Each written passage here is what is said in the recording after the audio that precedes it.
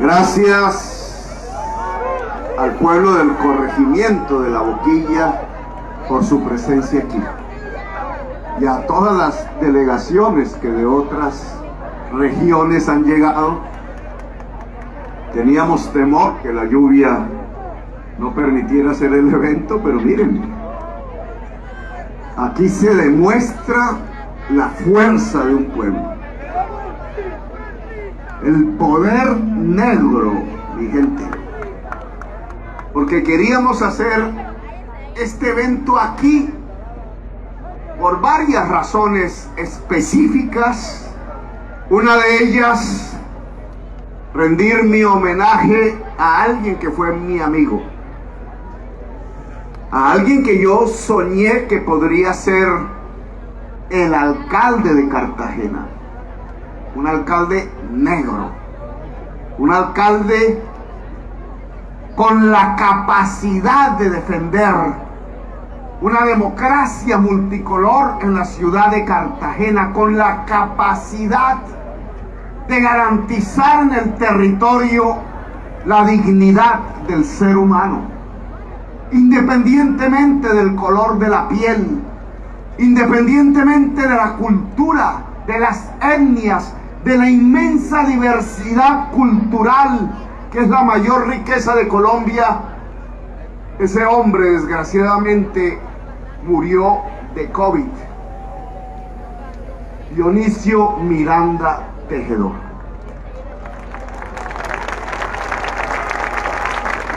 Él me enseñó, cuando caminaba por las calles de Cartagena, me enseñó una serie de problemáticas. Cuando fuimos allá a San Basilio de Palenque a escuchar sus músicas, su lengua, a escuchar la lucha de Bencos Biojó, vuelto presente en una rebelión que hoy sacude las entrañas de Colombia, porque es la rebelión del pueblo que quiere cambiar la historia, que quiere cambiar las condiciones de la exclusión, de la pobreza, de la indignidad, de la nueva esclavitud, que es lo que hoy gobierna Colombia. Descendientes de esclavistas siguen gobernando Colombia con su marca de exclusión, con su marca de genocidio. Genocidio lo escriben con G. Nosotros vamos a escribir en la historia de Colombia la P de los pescadores.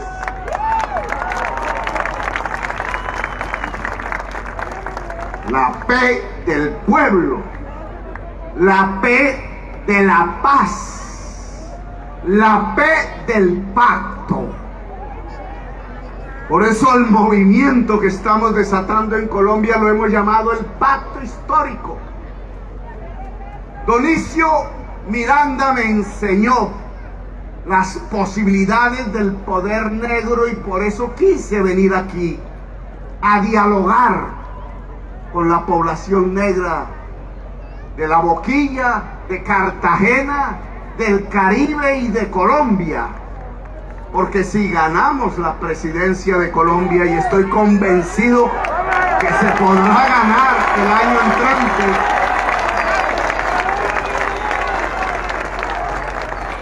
de la mano del liderazgo afro, constituiremos el poder negro de Colombia. Yo me preguntaba, precisamente de la mano de Dionisio Miranda, ¿por qué las calles de Cartagena? ¿Por qué los monumentos de Cartagena?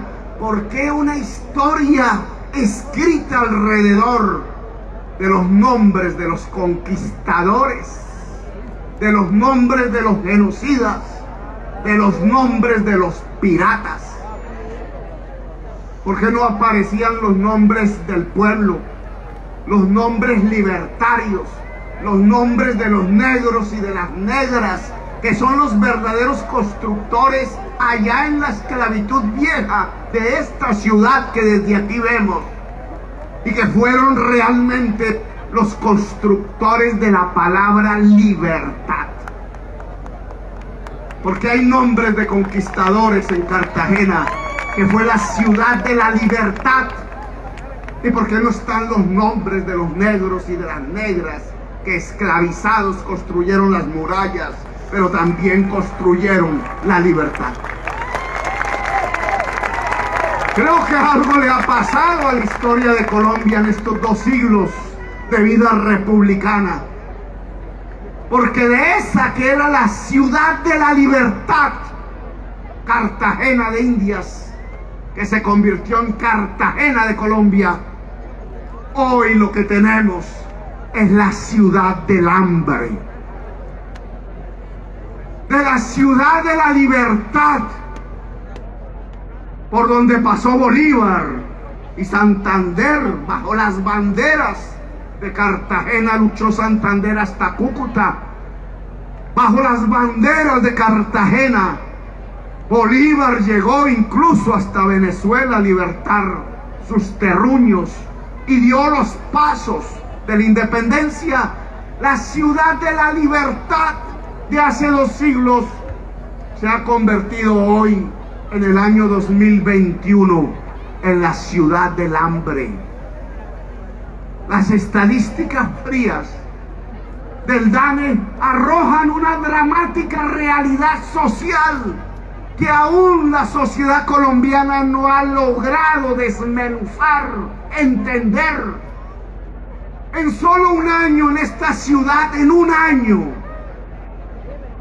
teniendo 1 millón de habitantes, 140.000 de esos habitantes, la mayoría mujeres, la mayoría afros o mulatos, la mayoría jóvenes, pasaron a la pobreza. 140.000 personas que se sumaron a la población que hoy no come 3 veces al día.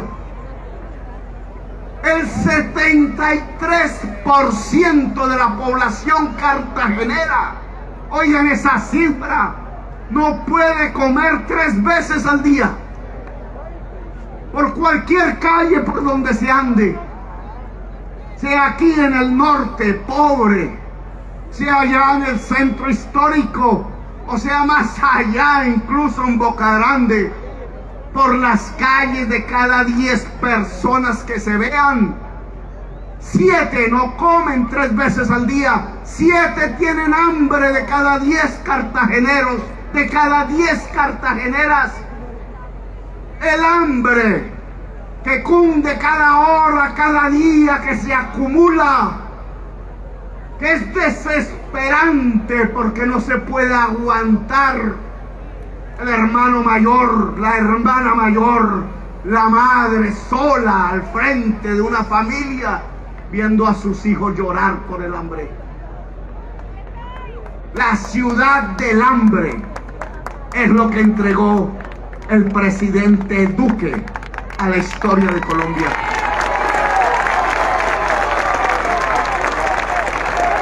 Una élite profundamente incapaz, una dirigencia política profundamente corrupta y sanguinaria hasta los tuétanos, ha convertido esta ciudad de la ciudad de libertad de hace 2 siglos en la ciudad del hambre del siglo XXI. Ese es el balance de un gobierno. Dirán algunos medios de comunicación, a veces propagandistas, que eso es culpa del COVID, no de Duque. Que Duque no es el COVID. Y yo creo que esa es una deformación de la realidad. Porque el COVID, igual o peor, entró en sociedades más viejas que la nuestra. Allá en Estados Unidos, allá en la Europa, en Italia, en España, en Alemania, en Suecia, igual, y por primera vez entró en el este asiático, allá en la China, en Vietnam, en Corea, en el Japón. Y en esos países incluso murió más gente que en Colombia. Más de 500,000 en los Estados Unidos. Y sin embargo, en esos países, en ninguno aumentó la pobreza. En esos países que sufrieron la pandemia del COVID y aún la sufren, la población no se volvió pobre, no aumentó el hambre. ¿Por qué en Colombia sí? ¿Y por qué en Estados Unidos no? ¿Por qué en Colombia aumenta el hambre y en Estados Unidos o en España o en Italia no? Si es el mismo virus, si tiene los mismos efectos, incluso más suave en Colombia porque tenemos una población más joven. ¿Cuál es la diferencia? La diferencia es otro virus, similar al COVID o peor. El virus de la politiquería, el virus de la corrupción. La corrupción es peor que el COVID. Duque y su proyecto político es peor que el COVID. Aquí se convirtió la ciudad de Cartagena en la ciudad del hambre en Colombia. Aquí aumentó la pobreza por millones. Aquí hay una sociedad desesperada todos los días, prisionera, acosada por las circunstancias del sobrevivir a diario, no simplemente por el virus del COVID, sino porque una política económica el año pasado que, aprovechándose del virus, decidió que un solo sector se iba a beneficiar de los dineros públicos, que se iba a privilegiar a los propietarios de los bancos por encima de las necesidades de la gente. Lo que no sucedió en la muy capitalista Estados Unidos, aún bajo el gobierno de una persona que siempre me pareció peligrosa para el mundo, como el presidente Trump. Lo que no sucedió en Europa capitalista, lo que no sucedió en el enorme desarrollo del mercado en la Asia Oriental, sí sucedió en Colombia. En todos esos gobiernos del planeta, acosados por la pandemia, los gobiernos se dedicaron a salvar las pequeñas, las medianas empresas, los puestos de trabajo, la necesidad de la familia antes que nada. Allá en los Estados Unidos llegaban los cheques de auxilio del gobierno a la mayoría del pueblo negro, a la totalidad de la población vulnerable. En Estados Unidos, en vez de aumentar la pobreza porque se detenía la economía, lo que sucedió es que disminuyó la pobreza. En Colombia fue al revés. Y en Colombia fue al revés por una decisión política. Porque aquí se decidió salvar las utilidades de los banqueros con todo el apoyo del Banco de la República, del presupuesto nacional y del presidente de la República servil. Y decidieron olvidarse displicentemente de las necesidades de la gente. Lo que no ocupó el gobierno, lo ocupó el hambre. Y hoy nos asustamos. Salir a la calle es un riesgo. Hoy en cualquier ciudad de Colombia, salir a la calle da miedo. Porque lo que ha explotado en la sociedad colombiana no es solamente el estallido del movimiento social, sanguinariamente reprimido por decisión de un presidente que prefirió asesinar los jóvenes, violar las jovencitas disparar directamente a los ojos, mutilando a nuestra juventud, encarcelar a miles y después ir cazando, como se cazaban antes a las zorras, a los jóvenes líderes de un movimiento social que desde el barrio popular quiso gritar basta. No solamente estalló la sociedad desesperada en la movilización social, sino que todos los días, cada segundo, cada minuto, hay un desangre de la nación.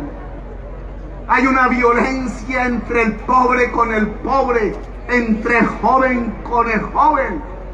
Hay una violencia permanente a la que la prensa llama inseguridad. Da miedo salir a la calle porque el hambre desespera. La inseguridad que crece en Colombia, las tasas de homicidio que crecen en Colombia, las pandillas armadas que crecen en los barrios, el desangre de la juventud que se mata incluso entre sí, el desangre en los campos de Colombia es el producto del hambre. No hay solución. La sociedad empieza a autodestruirse hasta que aparece nuestro nombre, hasta que aparece un proyecto político, hasta que aparecen de nuevo las plazas llenas, hasta que aparece de nuevo las banderas levantadas, hasta que aparece la dignidad de un pueblo, el pueblo de Colombia, que como el pueblo cartagenero hace 2 siglos, vuelve a decir basta, vuelve a decir libertad, vuelve a decir democracia. No podemos seguir viviendo así. ¿A qué le podemos tener miedo hoy? ¿A Petro? ¿Al cambio? Yo le tendría muchísimo miedo a continuar como estamos. A lo que hay que tenerle miedo es a continuar como estamos. Miren ustedes esos edificios, los más cercanos. Quizás hace 20 años no estaban allí. Quizás hace 20, 25 años, ustedes desde aquí, los que han habitado tradicionalmente este territorio, veían a lo lejos allá, Boca Grande, el castillo, los grandes edificios de esa zona de la ciudad, pero no estaban estos. El primero que construyó un edificio de estos es el señor Araujo.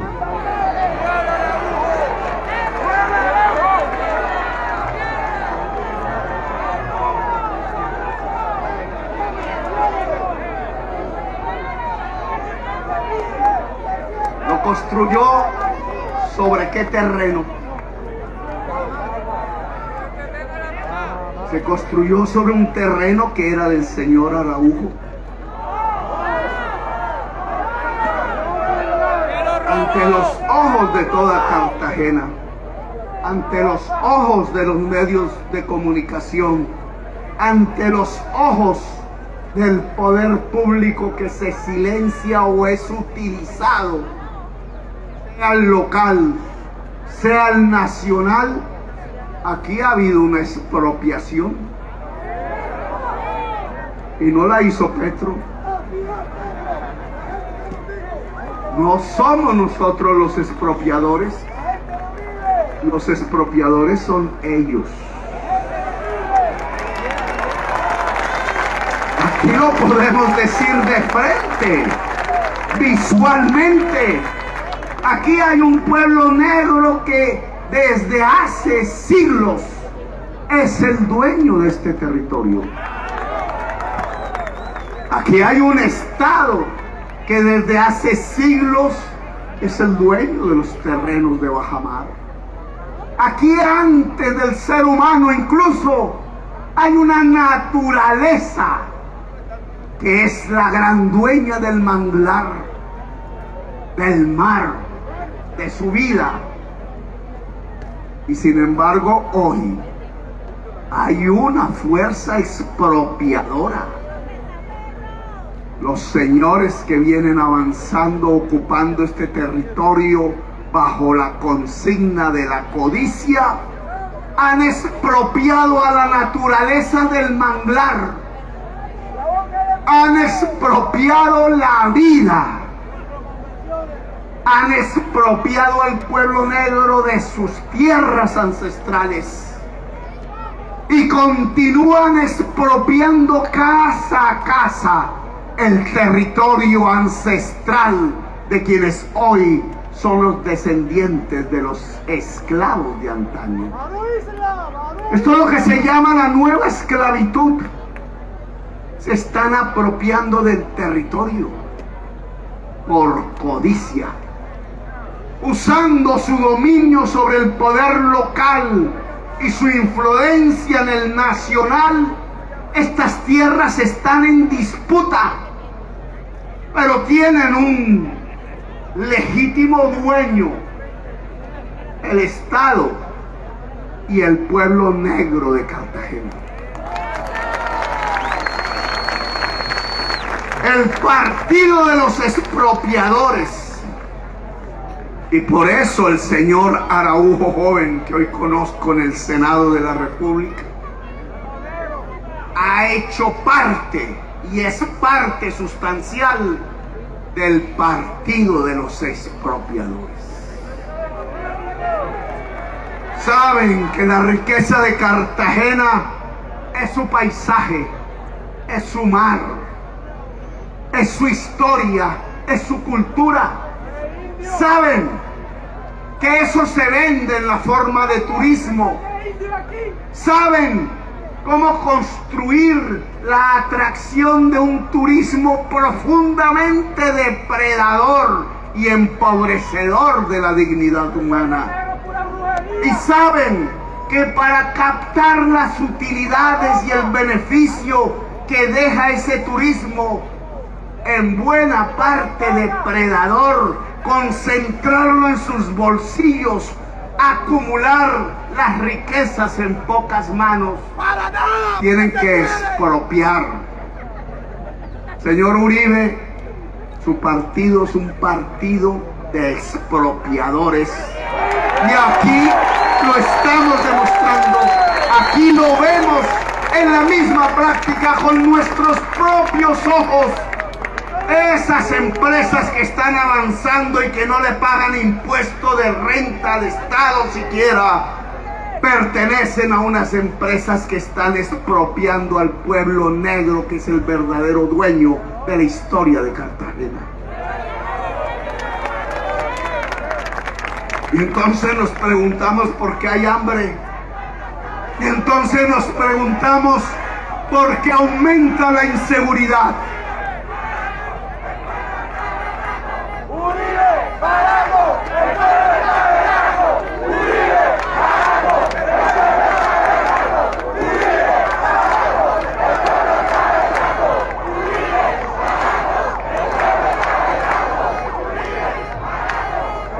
Ya mañana alguien por ahí titulará: Petro propuso en el corregimiento de La Boquilla expropiar al señor Araujo, como dijeron que quería expropiar al señor Uribe. No, nosotros no somos como ellos. Nosotros no vamos a chuzarle los teléfonos para ver qué hablan. Nosotros no vamos a perseguirle a sus familias, ni a exiliarlas, ni a encarcelarlas como se hicieron con nosotros. Nosotros no vamos a actuar como ellos, porque nosotros no somos un partido de expropiadores, somos un partido de apropiadores. Ellos expropian, nosotros apropiamos. Ellos quitan la propiedad de millones de campesinos muchos de ellos caribeños, 6 millones de hectáreas expropiadas a través de un desplazamiento sanguinario. Muchos de estos barrios y en todas las ciudades de Colombia, antes de llegar el pueblo inmigrante venezolano, llegó el pueblo desplazado de Colombia. ¿Cuál de los dos vivirá peor?, se pregunta uno. A veces en los barrios populares la señora de Venezuela tiene que abrazarse con la señora desplazada y violada por decenas de hombres armados que a través del terror las desplazaron, les mataron los maridos, los hijos mayores y las condenaron a la pobreza en las grandes ciudades del país. Ellos son los expropiadores, no el que denunció el desplazamiento y el despojo de millones de campesinos por las fuerzas paramilitares de los gobiernos y de la oligarquía colombiana. El que denunció no es el expropiador. Los expropiadores son ellos, los que le quitaron a millones de colombianos la salud para hacer de la salud un negocio. Hoy el COVID está mostrando cómo funciona de mal un sistema de salud hecho de negociantes, cuando debería ser un derecho. Los que expropiaron de la vida 6.402 jovencitos para hacerlos pasar como guerrilleros muertos en combate. 6.402 hijos de Colombia inocentes le expropiaron la vida al pueblo colombiano. Expropiadores de la tierra, expropiadores del agua, expropiadores de la vida, expropiadores de la dignidad. Nosotros somos apropiadores. Vamos a entregar propiedad sobre el saber, y por eso hablamos de una universidad pública y gratuita que pueda llegar a todos los territorios de Colombia. Aquí hay un proyecto urbanístico similar a esos monstruos que avanzan hacia acá. Los que han leído el Quijote de la Mancha recordarán que allí hay un pasaje de los molinos de viento contra el que se enfrenta el Quijote pensando que son grandes monstruos. Esos son los molinos de viento que avanzan. Esos no son monstruos imaginarios. Esos edificios, cosas, son la expresión de un gran monstruo que avanza sobre este territorio, expropiando, matando manglares y matando dignidad. Esos molinos no son de viento, son los molinos de la codicia, cuyas aspas van avanzando, no solamente quebrando el manglar, la tierra, sino los seres humanos. Aquí lo vemos con claridad. Apropiar es el nombre del pacto histórico. Cerca, no sé si es para allá, ustedes me dirán dónde queda Serena del Mar. Para allá, más al norte. Un enorme proyecto urbanístico montado sobre unas haciendas que había antes. En medio de ese enorme proyecto urbanístico, muchas de cuyas casas no pueden ser compradas sino por gente extranjera por su valor, va a haber una sede de una universidad. Está en el proyecto, ya me responderá el rector mañana, una sede de la Universidad de los Andes. ¿Cómo? Ya está. Y entonces pregúntense ustedes, ¿podrá algún hijo de una familia de La Boquilla estudiar en la Universidad de los Andes? No tengo nada contra la Universidad de los Andes, no.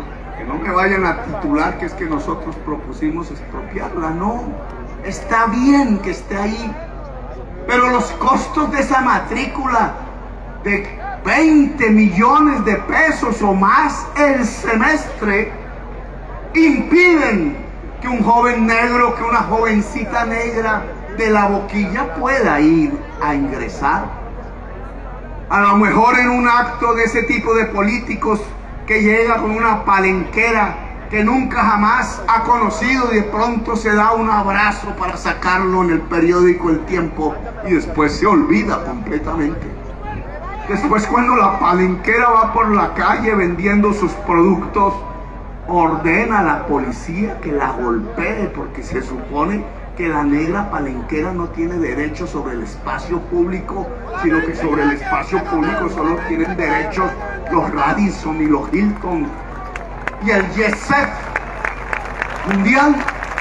La negra palenquera no tiene derecho a la calle ni a la playa.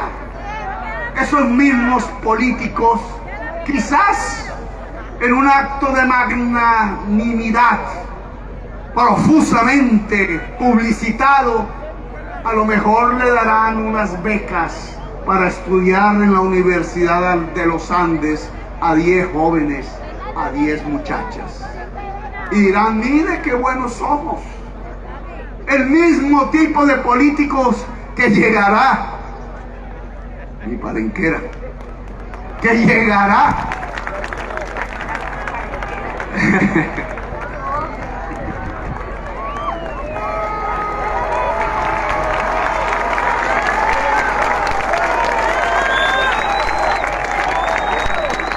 Espero que no sea solo porque estamos dando un discurso. Tenemos que ir a San Basilio otra vez. Vamos a cuadrarlo. A San Basilio. El mismo tipo de políticos que los días de elecciones van a llegar aquí, quizás no el doctor, quizás sus capitanes, le dicen así, con el billete en efectivo a comprar los votos. Acaban de levantar la ley de garantías para liberar el presupuesto, el erario, el dinero público, para que la politiquería en todo el país pueda capturar a través de los alcaldes y gobernadores el dinero que es de todos y de todas, expropiándolo para venir aquí a comprar electores para hacerse elegir de nuevo en el Congreso de la República, para volver a hacer leyes en contra de sus electores, verdugos de su pueblo. En Cartagena y en todo el departamento de Bolívar hay que decirle al señor Blel, por ejemplo, que se equivoca diciendo que Petro no va a ganar la presidencia en el departamento de Bolívar. Una fuerza popular se va a levantar para cuidar que no compren un solo voto, a decirle al hogar humilde campesino o al vecino, bueno, si le van a dar un billete, gásteselo en un mercado, pero el día en que vaya a ir a votar, no vote por el patrón, no vote por el verdugo, no vote por el genocida, póngale una X a la P de los pescadores, a la P de patria, a la P de Petro, a la P de pacto. Apropiar a la gente. Desde aquí yo le digo a la población de Boca Grande que está allá al frente, en el sur, a la población mulata de toda Cartagena, a la población en general, rica y pobre, que Cartagena necesita un nuevo contrato social, un pacto. La situación llegó al fondo. Boca Grande no se puede sostener por dos razones que hay que solucionar. la del cambio climático que hace elevar el nivel de este mar. Que en una sociedad, en un territorio rodeado de agua, hace vulnerable la vida del territorio. Hay que reubicar 26,000 familias en Cartagena, porque sus barrios van a quedar debajo del mar. Y ustedes ya lo pueden observar todos los días. No es sino que llueva, que haya una tormenta, y ya ven lo que sucede en Cartagena, en todos los rincones. El cambio climático hace de esta ciudad la ciudad más vulnerable de América. Y no se puede sostener tampoco si siguen pensando que se puede vivir en medio de otro mar, el mar de la pobreza. El cambio climático y la pobreza abundante en Cartagena no permiten la convivencia, el progreso, salir adelante.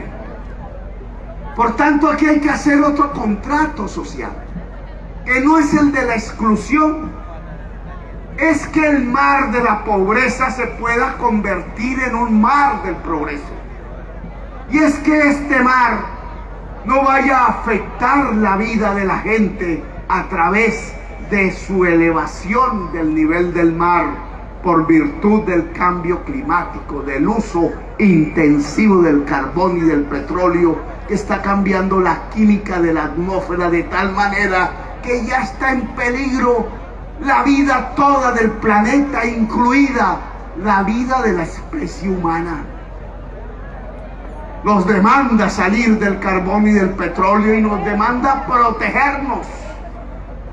La seguridad de hoy es la seguridad de la vida. Nosotros la llamamos la seguridad vital, la seguridad humana. La seguridad ya no es simplemente tener 10 policías mal pagos, mal educados, que a veces afectan son los derechos de la gente, en vez de proteger sus libertades. La seguridad consiste en que en Colombia no se maten los unos a los otros, en que hagamos un pacto con la naturaleza, en que hagamos un pacto con la dignidad humana. El nuevo contrato social es el contrato de los derechos de la naturaleza, de los derechos de la gente, de los derechos de la vida. Eso es el pacto histórico y lo que yo significo en este país. No vengo a expropiar a nadie. El señor Uribe puede seguir en sus haciendas. Es un gran terrateniente de Colombia. Lo único que le digo es: produzca. No tenga la tierra como simple instrumento del poder, sino que úsela como un instrumento de producción. Al que no quiere, que le interesa ver una vaca gorda de vez en cuando y traer a sus amigos politiqueros a conspirar dentro de su hacienda, pues pague impuestos. Pague impuestos. Porque si la tierra tiene una función social que es producir alimentos, pues el que tenga grandes posesiones de tierra sin producir alimentos debe compensar a la sociedad a través del pacto, a través de impuestos. Nosotros no vamos a afectarle su familia ni sus bienes, como no le vamos a afectar los bienes a quienes vienen avanzando con sus aspas como grandes molinos de la codicia sobre el territorio. Quizás renegociemos ese avance que viene sobre las comunidades negras. Pero sí proponemos es un nuevo pacto en la ciudad de Cartagena. Un pacto con la naturaleza. El manglar es sagrado porque es la fuente de la vida. Y en esto quiero que me atiendan los consejos comunitarios del territorio. Consejo comunitario no solamente debe organizar el poder negro en el territorio, sino que tiene que ser constructor del pacto con la naturaleza. no es compitiendo en la misma lógica del constructor que ya avanza haciendo hoteles inmensos. No es destruyendo también el manglar, es salvando el manglar, porque es el símbolo de la vida. En la medida en que se va cortando, en esa medida vamos cortando también la vida humana. Consejo Comunitario debe hacer un pacto con la naturaleza. El manglar debe revivir, porque en la medida en que reviva el manglar, también podremos hacer revivir la dignidad humana. Este es un pacto para recuperar el territorio, para recuperar los derechos de la naturaleza y para recuperar los derechos de la gente. Es un pacto de la dignidad. Si van a hacer o ya hicieron la sede de la Universidad de los Andes, díganme ustedes, ¿no sería conveniente hacer una sede de la universidad pública, gratuita y de calidad en La Boquilla? Nadie va a impedir que con 20 millones los muchachos y muchachas que tengan familias con esa capacidad económica estudien en una universidad de calidad privada. Pero ¿cómo así que la juventud negra no? ¿Cómo así que la juventud pobre de Cartagena no? Y sea excluida del saber. Eso es una expropiación, porque están condenando a que el que tenga el saber, llámese matemática, física, química, llámese ingenierías, llámese arte y cultura, sean los que tengan el dinero. Y en cambio quienes no lo tienen, que son la inmensa mayoría, sean expropiados en el terreno que se llama cerebro humano, del alimento del cerebro que se llama conocimiento y saber. No habrá equidad social en Colombia si unos, los que tienen, saben, y otros, los que no tienen, son condenados por la voluntad del Estado y del gobierno a la ignorancia. Nosotros vamos a apropiar de saber a la juventud excluida de Colombia, y eso se llama una universidad pública de calidad, gratuita, que pueda incluso tener el servicio de bienestar estudiantil y alimenticio para el estudiante y su familia en todo el territorio nacional. Ese es un pacto. Claro, eso vale plata. Señores dueños de esos edificios, paguen impuestos para financiar la educación de calidad de la juventud pobre de Colombia. Ese es el pacto. El pacto consiste también en reubicarse, claro. Si el agua va a pasar por encima, hay que salvar la vida. Y eso significa inversiones del Estado. El pacto del Estado es garantizarle vivienda digna a la población de Cartagena, segura. No para excluirlos del mar, no para que no haya acceso al turismo, a los beneficios del turismo, no para construir guetos de pobreza allá a lo lejos, donde los hijos del jet set que se vienen a casar en Cartagena no puedan ver al pueblo negro descendiente de los esclavos que esos mismos padres trajeron a la fuerza de África a América. La reubicación aquí tiene que pactarse con la sociedad, porque a esa sociedad de la base, el pueblo, hay que garantizarle el acceso al mar y el acceso a las utilidades del turismo. El pueblo no es simplemente para ver cómo pasea por las playas buscando un billete de dólar por hacer unas trenzas o hacer un masaje. Ese no es el beneficio del turismo, tratar de vender un cóctel de camarones, o peor aún, prostituirse. Esa no es la posibilidad y el camino del pueblo cartagenero. Ese turismo no es para eso. Nosotros queremos que el pueblo cartagenero sea dueño, copropietario del turismo, de la infraestructura turística que debe variar para ser sostenible con la naturaleza, para que lo que venga aquí venga a una casa y la gente sepa atender. Un turista que no viene aquí a acostarse con las niñas o a drogarse en el cuarto de un hotel, sino que venga aquí el turista que quiere ver la belleza, experimentar la cultura, el existir a través de la diversidad, otro tipo de turismo que está buscando la belleza del planeta y que no va hacia el gran hotel, sino que quisiera vivir en la casa, quisiera saber cómo se toca la música, quisiera no tomarse simplemente una foto con mis amigas las palenqueras,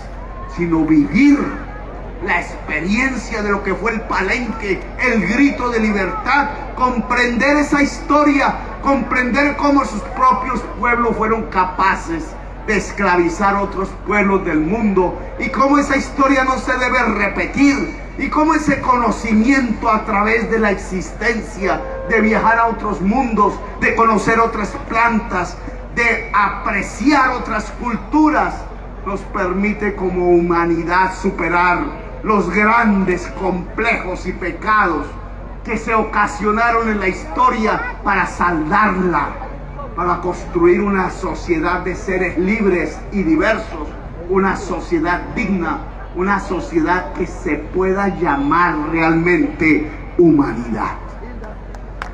Colombia humana, decíamos nosotros. Humanidad. ¿Qué es Petro? ¿Un comunista? ¿Un expropiador? ¿Un castrochavista? No, Petro es un dirigente de la humanidad, de la humanización. Aquí lo que estamos haciendo es levantar el espíritu humano frente a la codicia, defender el derecho a vivir, defender el derecho a la paz y convivir, el derecho de la diversidad humana, el derecho a existir, como decían los jóvenes que se lanzaban a las calles hace unos meses. Es que tenemos derecho a vivir, gritaban. Derecho a vivir es el derecho a la salud, a la educación, a la cultura, a la dignidad. Aquí vamos a apropiar al pueblo negro del turismo y sus beneficios. El pueblo negro no es para hacerle las trenzas a las turistas. El pueblo negro es para ser propietario a través de sus territorios de la infraestructura que atraiga ese turismo. Porque así se irriga la riqueza, así se supera la pobreza. Aquí vamos a apropiar a la población cartagenera del saber. Aquí vamos a apropiar a la población cartagenera del dinero que se llama crédito. Que el señor Luis Carlos Sarmiento lo sepa y se puede pactar con él. Que él no le entrega crédito sino a sus amigos poderosos para hacer esos edificios. Pues sígalo haciendo. No lo vamos a expropiar, solo que pague impuestos. Pague los impuestos. Eso de que sacan la plata a los paraísos fiscales para sacarle el bulto a su compromiso social de pagar unos impuestos por medio de los cuales el Estado entonces puede hacer la universidad pública y gratuita o el sistema de salud para la población. Entre otras, me gustaría saber cuál es el sistema de salud que hay aquí en La Boquilla. Me contarán. Pero si él quiere hacer eso, entonces aquí sí se necesita el crédito, el dinero para montar la empresa, para desarrollar la cooperativa de señoras, el emprendimiento de los jóvenes, para hacer el audiovisual, para mostrar la cultura, para hacer la arepa de huevo. Eso se necesita plata. Y si el señor Luis Carlos Sarmiento no quiere hacerlo, pues el Estado tiene que traer la banca pública aquí para entregarle crédito a la gente. No puede ser el gota a gota, el hombre que en moto y quizás con pantalón de camuflado y con un revólver al cinto viene detrás de la palenquera a decirle: mamá, págueme lo que me debe, 10% diario de interés. Un ya está el 20. Yo vine en el 2018, era el 10. ¿Ustedes saben qué es eso? Entonces el señor del hotel, para hacer ese hotel ahí al frente, consigue créditos al 1% mensual y la palenquera consigue un crédito al 20% diario. ¿Cómo no va a haber pobreza en Cartagena? Pues el Estado debe equilibrar las cargas. Que le sigan prestando al 1%, bien, pero al pueblo hay que prestarle también al 1% mensual, lo menos. Y para eso se necesita una banca, porque así la economía popular, la de la tendera, la del salón de belleza, la de la cooperativa de confecciones, la de la pesca, podría florecer, incluso competir, incluso ser mejor, incluso ser más poderosa. Es así como se enriquece un pueblo, apropiándolo del saber, del conocimiento, del crédito y del espacio. Tierra, crédito y saber. Las tres varitas mágicas. No son los tres huevitos, son las tres varitas. Los tres huevitos son para el señor Araujo. Las tres varitas son para el pueblo. Los tres huevitos es como les permiten apropiarse del territorio negro, del manglar, del mar, del paisaje, de la belleza, para llenarse de dinero ellos. Las tres varitas son el espacio, el saber y el crédito. Y esas son las varitas del pueblo. El saber, la universidad pública y gratuita. El crédito, la banca pública y la caja popular del barrio. Y el espacio. El espacio es este mar que tiene que ser de la gente. El espacio es esta tierra que tiene que ser de la gente. Me echen ustedes de la presidencia. Bienvenido que me saquen del Palacio de Nariño si es que algún día llego a dormir allí. Si incumplo la decisión de que este territorio sobre el cual estamos no le pertenezca al pueblo negro de Colombia. Ese es un compromiso, no solo este.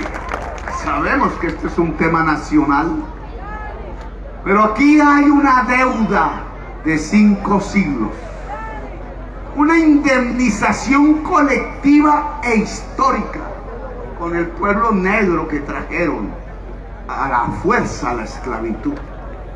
Y esa indemnización la tenemos que pagar ahora. Y se llama que el pueblo negro sea el propietario de este territorio, que lo vio nacer, que lo crió, que lo sostuvo y que lo vio gritar libertad. Y que esa palabra libertad no solamente fue una palabra negra, sino que se volvió toda una palabra colombiana. Colombia es sinónimo de libertad. Y ustedes nos enseñaron, y gracias a eso entonces hoy el pacto histórico, la Colombia humana, la primera presidencia popular de la historia de Colombia, tiene que devolver y compensar. Y ese devolver y compensar se llama que ustedes deben ser los propietarios del saber, del crédito, de la economía popular, del espacio, de la tierra, Ustedes deben ser los verdaderos propietarios protegidos de este terreno en donde estamos hablando hoy un discurso, y desde donde mañana ya no vendrá aquí un joven simplemente, sino un joven empoderado. No vendrá simplemente una mujer, sino una mujer empoderada. No vendrá sino una comunidad de poder. Vendrá un presidente aquí después del 7 de agosto, de nuevo a dialogar con ustedes. No mentiras, sino cómo se protege la propiedad, cómo se reconstruye el manglar, cómo se rehace la dignidad, cómo se democratiza el saber y el dinero, de tal manera que la gente tenga los instrumentos para poder vivir en dignidad. Ahí nos tomaremos una foto, pero no una foto de un instante, no una foto para el tiempo RCN. Miren qué buenos somos porque nos tomamos una foto. No, aquí nos tomaremos una foto para rendirle un homenaje a Bencos Biojó, para que su lucha se vuelva la realidad cotidiana, diaria, callejera del pueblo cartagenero, para que su lucha se vuelva una victoria y no solamente un grito. El Joe Arroyo algún día hizo un homenaje en una canción y ojalá nos gustaría de nuevo escuchar. Rebelión. La bailan y a veces se baila y no se escucha, pero hay que escucharlo, porque esa canción debería ser el himno de Cartagena, no un himno de conquistadores, sino un himno de libertarios. Rebelión es la palabra, la de Bencos y la de hoy. La rebelión hoy se expresa en las urnas. Cuando vengan los vendedores y compradores de votos, reciban el dinero, que es el dinero público, pero voten P. ¡Cuídale el ojo! Voten por la P para cambiar la historia de Colombia. ¡Viva la Boquilla! ¡Viva la Cartagena heroica y libertaria! ¡Viva la Colombia humana! Vamos juntos, pueblo negro, pueblo mestizo, pueblo mulato, a construir la primera victoria popular en el año 2022. 222. Todo lo contrario de 666.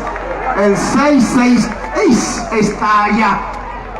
Se llama la codicia. El 222 está acá. Se llama el pueblo. Gracias por su presencia. Gracias.